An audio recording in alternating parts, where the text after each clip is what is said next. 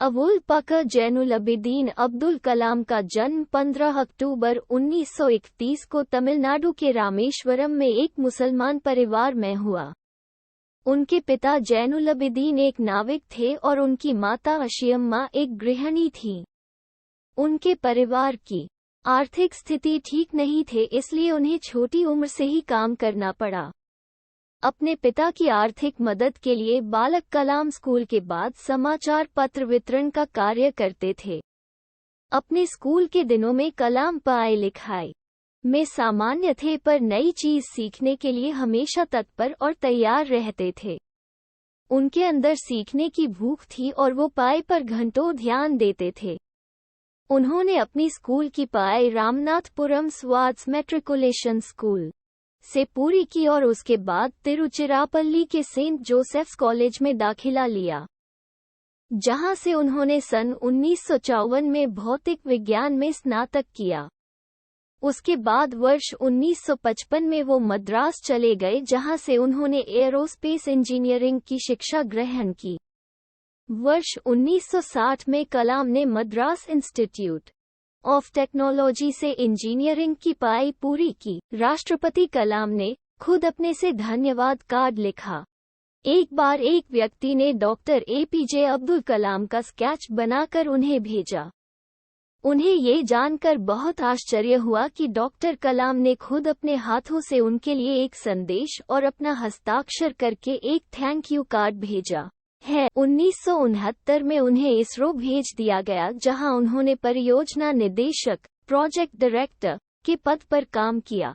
उन्होंने पहला उपग्रह प्रक्षेपण यान सैटेलाइट लॉन्च व्हीकल SLV-3 और ध्रुवीय उपग्रह प्रक्षेपण यान polar satellite launch vehicle PSLV को बनाने में अपना अहम योगदान दिया, जिनका प्रक्षेपण बाद में सफल हुआ।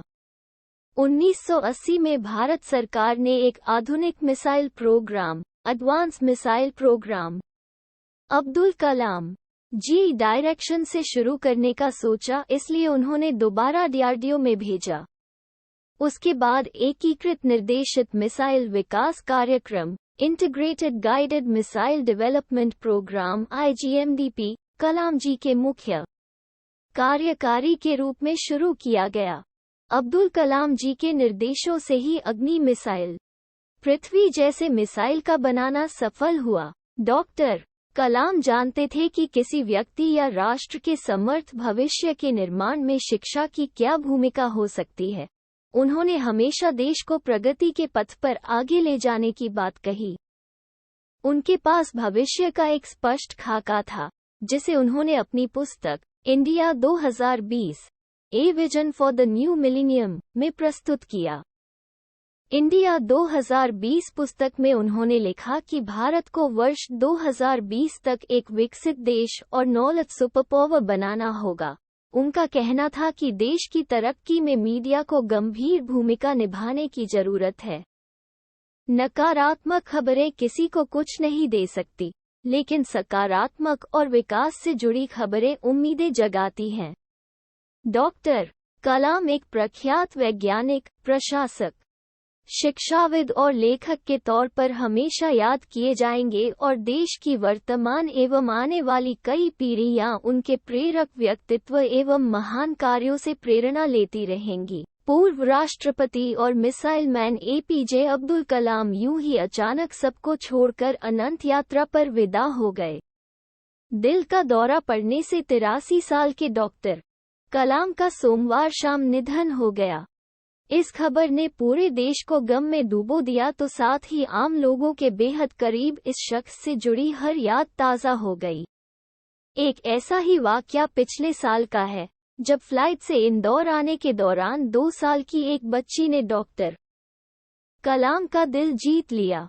पिछले साल जून में पूर्व राष्ट्रपति एपीजे अब्दुल कलाम इंदौर की एक फ्लाइट में 2 साल की उस बच्ची की प्रशंसा करने से बच नहीं सके, जो सभी को शेयरिंग सिखा रही थी।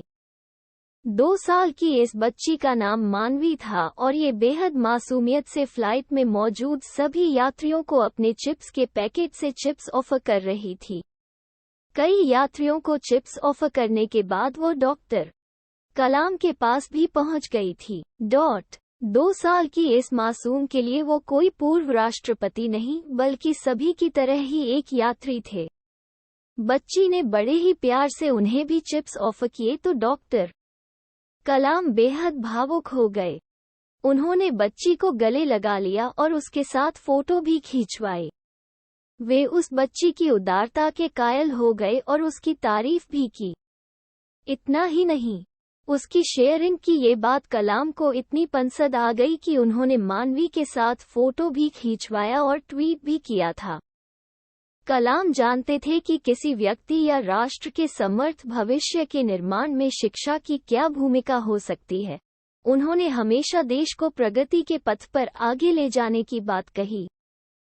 उनके पास भविष्य का एक स्पष्ट खाका था, जिसे उन्होंने अपनी पुस्तक India 2020 a vision for the new millennium में प्रस्तुत किया। इंडिया 2020 पुस्तक में उन्होंने लिखा कि भारत को वर्ष 2020 तक एक विकसित देश और नॉलेज सुपरपावर बनाना होगा। उनका कहना था कि देश की तरक्की में मीडिया को गंभीर भूमिका निभाने की जरूरत है। नकारात्मक खबरें किसी को कुछ नहीं दे सकती, लेकिन सकारात्मक और विकास से जुड़ी खबरें उम्मीदें जगाती हैं। डॉक्टर कलाम एक प्रख्यात वैज्ञानिक, प्रशासक, शिक्षाविद और लेखक के तौर पर हमेशा याद किए जाएंगे और देश की वर्तमान एवं आने वाली कई पीढ़ियां उनके प्रेरक व्यक्तित्व एवं महान कार्यों से प्रेरणा लेती रहेंगी। अपनी आत्मकथा कृति माय जर्नी में कलाम साहब ने लिखा है, जीवन के वे दिन काफी कसमसाहट भरे थे। एक तरफ विदेशों में शानदार करियर था तो दूसरी तरफ देश सेवा का आदर्श। बचपन के सपनों को सच करने का अवसर का चुनाव करना कठिन था कि आदर्शों की ओर चला जाए या माला माल होने के अवसर को गले लगाया जाए, लेकिन अंततः मैंने तय किया कि पैसों के लिए विदेश नहीं जाऊंगा। करियर की परवाह के लिए देश सेवा का अवसर नहीं गंवारूंगा। इस तरह 1958 में मैं DRDO defence research and development organisation से जुड़ गया। डॉक्टर कलाम की पहली तैनाती DRDO के हैदराबाद केंद्र में हुई। 5 सालों तक वे यहां पर महत्वपूर्ण अनुसंधानों में सहायक रहे। उन्हीं दिनों चीन ने भारत पर हमला कर दिया। 1962 के इस युद्ध में भारत को करारी हार की शिकस्त झेलनी पड़ी। युद्ध के तुरंत बाद निर्णय लिया गया कि देश की सामरिक शक्ति को नए हथियारों से सुसज्जित किया जाए।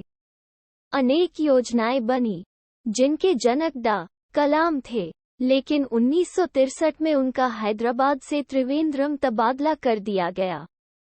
उनका ये तबादला विक्रम स्पेस रिसर्च सेंटर में हुआ, जो कि दूसरों इंडियन स्पेस रिसर्च ऑर्गेनाइजेशन का सहयोगी संस्थान था। कलाम ने 1980 तक इस केंद्र में काम किया। अपने इस लंबे सेवा काल में उन्होंने देश को अंतरिक्ष विज्ञान के क्षेत्र में महत्वपूर्ण मुकाम तक पहुंचाया। अवार्ड्स 1 विज्ञान क्षेत्र में सफलता हासिल करने के लिए इन्हें 1981 में पद्म भूषण और 1990 में पद्म विभूषण से सम्मानित किया गया। 2 रक्षा अनुसंधान क्षेत्र में अपने उल्लेखनीय योगदान के लिए इन्हें 1997 में देश के सर्वोच्च सम्मान भारत रत्न से सम्मानित किया गया। 3 वर्ष 1998 में राष्ट्रीय एकता के लिए इंदिरा गांधी अवार्ड मिला। 4 वर्ष 1998 में अब्दुल कलाम जी को रॉयल सोसाइटी यूके द्वारा किंग चार्ल्स II मेडल से सम्मानित किया गया। 5 अब्दुल कलाम जी को विश्वभर की 40 विश्वविद्यालयों से डॉक्टरेट की उपाधि हासिल है। 6 वर्ष 2011 में अब्दुल कलाम जी को IEEE द्वारा IEEE ऑनररी मेंबरशिप में सम्मानित किया गया। राष्ट्रपति कार्यकाल खत्म होने पर अब्दुल कलाम जी IIM Shillong, IIM Ahmedabad, IIM Indore, east Bangalore और अन्य कॉलेज से गेस्ट प्रोफेसर के तौर पर जुड़ गए। साल 2012 में भारतीय युवाओं के लिए एक कार्यक्रम what can I give movement शुरू किया, जिसका उद्देश्य भारत में भ्रष्टाचार को हराना है। डॉक्टर कलाम के विचार 1 प्रश्न पूछना विद्यार्थियों की सभी प्रमुख विशेषताओं में से एक है, इसलिए छात्रों सवाल पूछो। 2. मेरे लिए नकारात्मक अनुभव जैसी कोई चीज नहीं है। 3. जिंदगी और समय विश्व के 2 सबसे बड़े अध्यापक हैं। जिंदगी हमें समय का सही उपयोग करना सिखाती है, जबकि समय हमें जिंदगी की उपयोगिता बताता है। 4. जब हम दैनिक समस्याओं से घिरे रहते हैं तो हम उन अच्छी चीजों को भूल जाते हैं जो कि हम में है। 5. इंसान को कठिनाइयों की आवश्यकता होती है, क्योंकि सफलता का आनंद उठाने के लिए ये जरूरी है। 6. मैं हमेशा इस बात को स्वीकार करने के लिए तैयार था कि मैं कुछ चीजें नहीं बदल सकता। 7. जो लोग आधे अधूरे मन से कोई काम करते हैं उन्हें आधी अधूरी, खोखली सफलता मिलती है जो चारों ओर कड़वाहट भर देती है। 8. हमें प्रयत्न करना नहीं छोड़ना चाहिए और समस्याओं से नहीं हारना चाहिए। डॉक्टर कलाम ने साहित्यिक रूप से भी अपने विचारों को बहुत सारे पुस्तकों में समाहित किया है, जिसमें से कुछ wings of fire, India 2020, India 2020 a vision for the new millennium तथा ignited minds unleashing the power within India. इन पुस्तकों का कई भारतीय तथा विदेशी भाषाओं में अनुवाद हो चुका है।